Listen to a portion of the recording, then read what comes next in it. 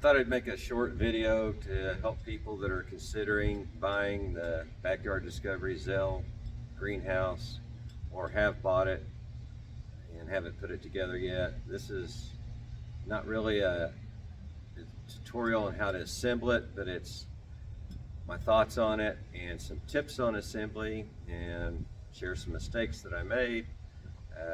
An assembly video for this would just be way too long, hours and hours. So I'll do a short part about my thoughts, give you the good stuff up front. Overall quality, there's nothing better than this. This is good. Value is awesome. It's well worth buying, well worth purchasing. Can one person do it? I'm gonna say no. You can do a lot of things by yourself, but you do need a second pair of hands. Is there things that the other family members could do and help you? Yeah, there are. There's some things they can do while you're working that will speed things along and help. One of the most, well, I'll just start with some of the tips. So one, it comes in several boxes. I think it was 7 or 8, I can't really remember. You just need to open every box up and pull all their pieces out. Those boxes have nothing to do with the assembly or the order. There's several pieces that are identical that are in different boxes. They box for the efficiency of shipping, not for assembly. So you have to open up every single box. I recommend what I did, which is I stained mine before I assembled it. So I just stained all the individual pieces. It comes stained, but I would recommend doing it again. And staining is just a matter of getting your stain mixed up, putting a rag in it, wiping it on and wiping it off. And the better you wipe it off, the quicker it'll dry. I did the staining myself. It took 2 full days to get it all stained. Once you've stained it and it's dried, then you can go on to the first step that's important, and that is to separate all your pieces by their number and lay them out and label. If you've got a fence, and you can take some of the big cardboard boxes and lay it up against the fence and stand all your long pieces up along the fence, and then label on the cardboard with a magic marker what the part number is for them. Just a tip, it would help. It makes a lot. I use 2 big folding tables and a small table and 2 sawhorses to lay everything out, and it was barely enough. So you need a big area. There's a lot of pieces to this. That's the other thing. Okay, I've moved inside. I'm not a professional video maker, people, so you just have to bear with it. The other tip is for all the screws and stuff, I use solo cups and a magic marker, wrote the part number on it, put the screws in it, left the pack in it, just a big double sure, and you need a lot of them. I also had some empty coffee containers. I did the same thing. You probably need 4 or 5 of these, because some of them, there's several hundred screws, and they're just a big container. Again, this was all outside. Once I got it to a certain point, I was able to move it inside. That helps. Your shelves and your doors come pre-assembled. You don't have to assemble them. They're already made. Let's see here. I think I covered the part about the tool list they give you is accurate. The part numbers. You only need the last 4 numbers on your cups. That's all you're gonna need. They do give you extra pieces on virtually everything. Some things you didn't even need extra pieces on, they gave you extra pieces. So that's a very good thing to have as well. I had a concrete pad I had poured. This greenhouse is just part of a few projects I'm gonna do, so this was one of the first ones. I got this magnet to pick up screws when I dropped them. because my back was killing me after the first 2 days of working, and I'm not joking, it was really painful. They give you a lot of tools. I bought 2 drill bits.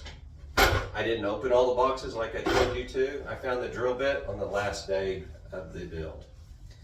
So it did come with it, I just didn't open one little box. It was in the electrical box of all things, and there was a drill bit in it. So there's that. If you're gonna assemble this on the concrete, I'm gonna say that's gonna be the easiest way to do it. I'm gonna say if you're gonna do it on big rocks or dirt, that's not gonna be as easy. You're gonna have some challenges that go with that. The first step you do is you build the back wall. That's the first thing you do, and then after that you build the 2 side walls. The instructions are good. They're not great. They're not perfect. There is a video, something or other they mentioned. I never did go and look at it because I just couldn't see me fighting to watch the video, go do the work, come back and figure out where to be on the video and start and stop it again. I just didn't think that was going to be helpful. Maybe it would have, but I didn't do that. One of the things you're going to find problems with this instructions, or we found, was it was hard to tell if they were talking about the back wall being laying face down or face up. So you really have to pay attention to that. They don't mention that. They don't tell you that. So you have to just look for clues in the drawing and the assembly. And that was one of the things. We managed to get the back wall right and the 2 side walls, and the front wall is built in 2 different sections, and we managed to put one of them back together backwards and had to totally disassemble it and reassemble it. That's, really that was a minor mistake in the scope of all this. How long did it take me? Well, it took 2 days for the staining. We got basically most of the back and the 2 side walls up in the second day. When I say we, I had somebody helping me. But total assembly time, some days I was by myself. It took 4 days. That's with 3 days of me having a helper, maybe 2 days. May have been 5 days. I can't remember exactly, and I just finished it this morning, actually. Just finished it.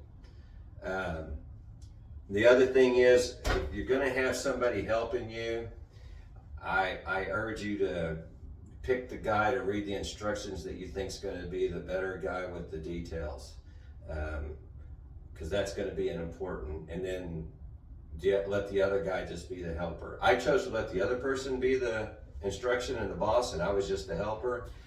That worked out good for us. I just don't think 2 people reading instructions is going to do anything but cause questions and slow things down. It's not all that difficult. The glass they're not glass, but the windows and the roof, they have a protective sheeting on both sides. You can peel the white sheeting off anytime you want. You need to leave the outside one on because it identifies which way it faces out. So you want to leave that on. And I assembled mine in November, and it was due all over in the mornings. And that meant in the mornings when it came out, everything was wet if we didn't cover it. And it says in the instructions not to leave the panels out and get wet with the paper on because it can lead to problems getting it off. So I moved all the panels inside every night that when we were assembling them. I left the door outside. That was not a greatest thing, but it worked out okay. But I've got condensation inside the door now that I'm gonna have to deal with to get out. But not a big deal. It just didn't even occur to me to move the door in. One of the bigger mistakes we made, which worked out okay, was evidently you build the roof on the sawhorses and then lift it up onto the subject. He didn't see that in instructions until after we built it all on the roof. It would have been a lot easier to build it on the ground. It would have been a lot harder to lift up. So there's that. Make sure you're building two things. Make sure you're building a square as soon as possible and check it twice a day. And make sure you placed it exactly where you want it. We got 3/4 of the way through this, and then I realized it wasn't where I wanted it. It was real close, but it was about 10 inches from where it was. And it was a big chore to move this thing. And when we moved it, it took it all out of square, and then we had to re-square everything up. And so we lost a full half day just moving it the 10 inches and getting everything back to where it could have been, had we placed it where it was. Not a big deal, we managed it. It worked out well. When I poured the concrete, I had electrical run, so I've got electrical behind the building here, specifically for this. It's on its own circuit. So when my wife runs our stuff out here and our heat lamps and all that, we won't have any breakers tripping in the house, which is what we've had in the past. So that was important to me. I didn't want to, have to get up at 2 o'clock in the morning and flip a breaker because we lost power in our room because of the greenhouse. So separate breaker if you can, it would be good. I had a 50 gauge extension cord that I'm going to just give to her to use for this. You don't need one that big, but that's what I had that would reach. So I'm going to give her that. It comes with really long anchor bolts or nails to put into the ground if you're on dirt or gravel. I'm on concrete. I haven't drilled it down and attached it to the concrete. I don't think I'm going to do that. I can to give you the stuff to do it with, but the building's pretty heavy and she's going to load it down with a whole bunch of plants, and I just don't think it's going to go anywhere. Could be wrong, but I think we're going to be fine. Definitely happy with it. Let me show you the couple of things here. I think, yeah. So windows open and close, and they have a latch on them. That's nice. A lot of these benches fold down and then fold up, and let's see here.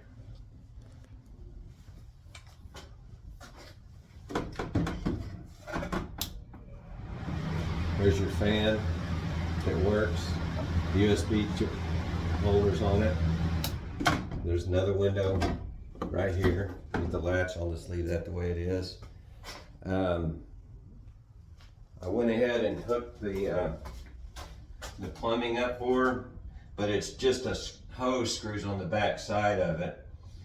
So she said she probably wasn't going to use that, but I went ahead and put it in there just so I didn't have a bunch of extra pieces hanging out in my garage. I thought they might as well go here. That's really pretty much it. I wish I was thought about doing an assembly, but I quickly realized that wasn't going to be something that you wanted to do. Other things to pay particular attention to is which way the bolts go in. I'll show you this. So on the inside, let's see, these are the, I forget what you call those, but they're the nuts that sink into the wood, okay? And then the screw goes in from the outside. These are always on the inside. They're always on the inside. So the bolts are on the outside, so aesthetically that works out well.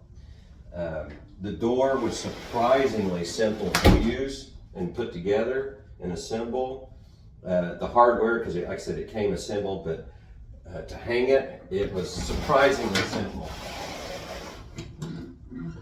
And couldn't have been happier. I mean, putting that door together and hanging it took like 20 minutes by myself. It was real simple. These boards along the sides and the bottom, you can see there's how many screws there are, and then again there's 2 on the top, and I can't remember, but I want to say there are 5 or 7 different numbers for these boards. So it is important, like the ones with the hole in it are obviously a different number than the ones that don't, but you really need to pay attention when you're putting that together that you're doing it right. And putting those in and screwing those in along the bottom was a killer for me. That was just hard. They come with their own tools for that, for the screw setter, so you can't overset it. It was really a good tool. It's a really good design. I hadn't seen it before. Don't forget to use it. And it's on the drill, which has already been put away. But lay everything out. Lay the tools out, lay the screws out. Just take your time to do that. It'll save you so much time in the end. It really will. Anyway, I'm gonna wrap this up. The next project's gonna be the gazebo for, but I'm gonna take some time off before I do that. This one's fun. Oh, I'll do the outside overview for you. Again, I can't stress how happy I am with this.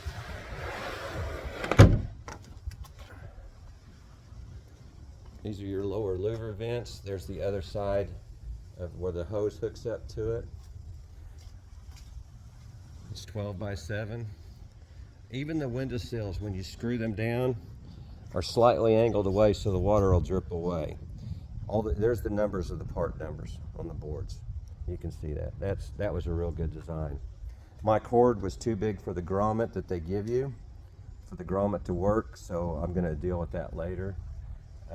There's the fan that works. Oh, that's another thing, is that metal trim that goes all the way around it. That was where my mistake was. Those screws are not supposed to be on the side. They're on the side because we put that piece on upside down. And when we figured out our mistake, we had to turn it around. It had holes in it. So I decided it was probably better to put the screws in the holes. Maybe it wasn't, but that's what I did. And those corner pieces, they're not all the same. 2 are for the front, 2 are for the back. We took the numbers off of them and cleaned them up to use them before we looked at the numbers. And I had to figure out which ones went because I skipped that step. Anyway, hope you guys found this helpful and useful.